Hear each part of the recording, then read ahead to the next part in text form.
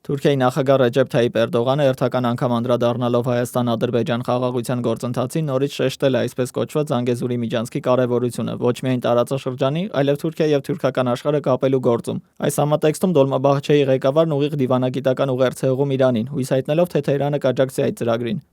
Եվ Էրդողանի խոսք, քանի որ Էրդողանը կոնկրետ չի նշում ինչի մասին է, եւ մենք ունենք մի քանի օր առաջ Իրանի կողմից պաշտոնական հայտարարություն, որ Իրանը թույլ չի տա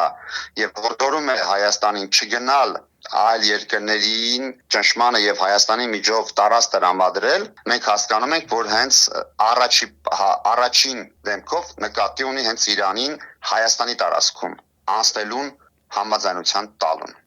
2020 թվականի պատերազմից հետո մինչ օրս, ինչ Իլհամ Ալիևը առաջ է քաշել Զանգեզուրի թեման, Իրանը հետզհետե ավելի ու ավելի խիստ է արտահայտվում այդ նախագծի դեմ։ Եթե տարիներ առաջ հռչակում էր իր դեմ լինելը, առաջարկելով իր տարածքով անցկացնել հաղորդակցության ուղիները, ապա վերջին շրջանում պնդում է, որ թույլ չի տալու սահմանների տեղաշարժ կամ արտատարածքային միջանցք։ Ըստ թուրքագետ Անդրանիկ Իսպիրյանի, Էրդողանի նման հայտարարությունները փորձ է ճնշում գործադրել Իրանի վրա։ Եթե նույնիսկ այս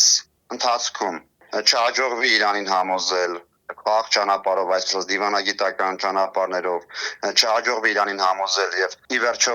Հայաստանի տարածքով ընդհանրապես անցնի ուղղակի ճանապարհ, ոչ թե միջանցք, քանի որ դրանք